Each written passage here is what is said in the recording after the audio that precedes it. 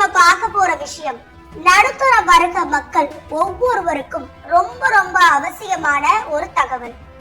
நம்ம எல்லாருக்குமே இருக்கிற ஒரு பொதுவான ஆசை என்ன? நம்ம கஷ்டப்பட்டு சம்பாதிச்ச பணம் பாதுகாப்பா இருக்கணும். அதே சமயம் அது சும்மா தூங்காம வட்டியோட குட்டி போட்டு வளரணும், இதுதானே. ஆனா பங்கு சந்தைகளை போட்டா ரிஸ்க் அதிகம், சிட் ஃபண்ட்ல போட்டா ஏமாத்திடுவாங்களோன்னு பயம். இப்படி குழப்பத்துல இருக்கிறவங்களுக்கு நம்பிக்கையான ஒரே புகலிடம் நம்ம போஸ்ட் ஆபீஸ் தான். மக்களோட கேள்வி என்னன்னா, போஸ்ட் ஆபீஸ்ல பணம் போட்டா நிஜமாவே நல்ல லாபம் கிடைக்குமா? அரசாங்கம் அதுக்கு கேரண்டி தருமா அப்படிங்கிறதுதான். அதுக்கான பதில் ஆமா, நிச்சயம் கிடைக்கும். மத்திய அரசாங்கம் ஒவ்வொரு 3 மாசத்துக்கும் வட்டி விகிதங்களை மாற்றி அமைப்பாங்க. அந்த வகையில இந்த ஜனவரி முதல் மார்ச் வரையிலான காலாண்டுக்கு வங்கிகளை விட அதிக வட்டி தரக்கூடிய டாப் 5 திட்டங்கள் என்னென்ன? அதில் முதலீடு செய்தால் 8.2% வரை வட்டி கிடைக்கும் என்பதை தான் நாம இன்னைக்கு விளக்கமா பார்க்க போறோம். வாங்க ஒவ்வொரு திட்டமா அலசலாம். முதலாவதா நாம பார்க்க போறது நம்ம வீட்டு பெரியவங்களுக்கான திட்டம், மூத்த குடிமக்கள் சேமிப்பு திட்டம், சீனியர் சிட்டிசன்ஸ் சேவிங் ஸ்கீம். இப்போதைக்கு போஸ்ட் ஆபீஸ்லயே அதிக வட்டி தரக்கூடிய திட்டமே இதுதான்.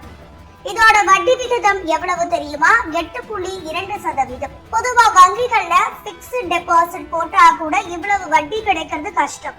ஆனா இந்த திட்டத்துல அரசாங்கமே 8.2% வட்டிக்கு உத்தரவாதம் அளிக்குது. ஓய்வு காலத்துல கையில இருக்கிற பணத்தை பாதுகாப்பா முதலீடு செஞ்சுட்டு அதுல வர வட்டியை வச்சு நிம்மதியா வாழ நினைக்கிற முதியவர்களுக்கு இதை விட சிறந்த திட்டம் வேற எதுவுமே இல்லைன்னு சொல்லலாம். இது நம்பர் 1 இடத்துல இருக்கு. அடுத்ததா பெண் குழந்தைகளை வைத்திருக்கிற பெற்றோர்களுக்கான ஒரு பொக்கிஷம், அதுதான் சுகன்யா சம்ருத்தி யோஜனா. செல்வ மகள் சேமிப்பு திட்டம்னு நாம சொல்றோம்ல, அதுதான் இது. உங்க வீட்டுல 10 வயசுக்கு உட்பட்ட பெண் குழந்தை இருந்தா கண்ணை மூடிக்கிட்டு இந்த கணக்கை நீங்க போடலாம். ஏன்னா மூத்த குடிமக்கள் திட்டத்துக்கு இணையா இதுக்கும் 8.2% வட்டி கொடுக்கறாங்க. நீங்க சிறுக சிறுக சேமிக்கிற இந்த பணம் கூட்டு வட்டி அடிப்படையில வளர்ந்து உங்க பொண்ணோட படிப்புக்கோ அல்லது திருமணத்துக்கோ ஒரு பெரிய தொகையா வந்து நிற்கும். இது வெறும் சேமிப்பு மட்டுமில்ல, உங்க மகளோட எதிர்கால பாதுகாப்பு.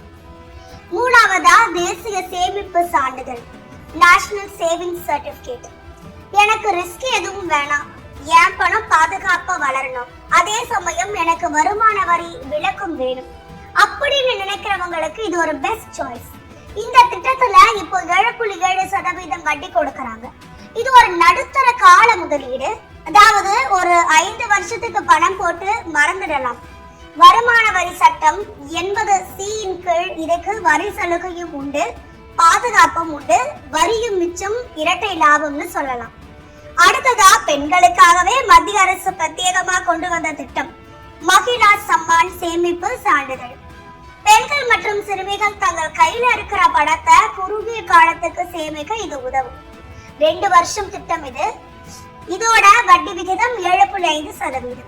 நீங்க ஒரு இல்லத்தரசியா இருக்கலாம், இல்ல வேலைக்கு போறவங்களா இருக்கலாம்.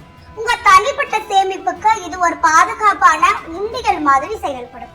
வட்டியும் மத்த சேமிப்பு கணக்கை விட இதுல அதிகம். கடைசியா நிறைய பேர் விரும்புற ஒரு திட்டம், post office monthly income scheme. பேர்லயே இருக்கு மாத வருமானம். ஒரு மொத்த தொகையையும் இதுல டெபாசிட் பண்ணிட்டா போதும். மாசம் மாசம் சம்பளம் மாதிரி உங்க கைக்கு வட்டி வந்துகிட்டே இருக்கும். இதோட இப்போதைய வட்டி விகிதம் 7.4%.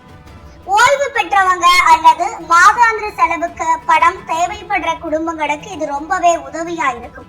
பங்கு சந்தை ஏறுனா என்ன, இறங்கினா என்ன, நமக்கு மாசம் மாசம் பணம் வந்துடும்னு நிம்மதியா இருக்கலாம். நேர்களே, நான் சொன்ன இந்த எல்லா திட்டங்களுக்குமே ஒரு பொதுவான சிறப்பு இருக்கு. அது என்ன தெரியுமா?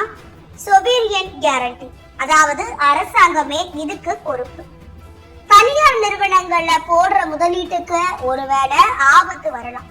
ஆனா போஸ்ட் ஆபீஸ் திட்டங்கள் மத்திய அரசோட நேரடி கட்டுப்பாட்டுல இயங்குறதால உங்க அசலான பணத்துக்கும் வட்டிக்கும் 100% பாதுகாப்பு உண்டு.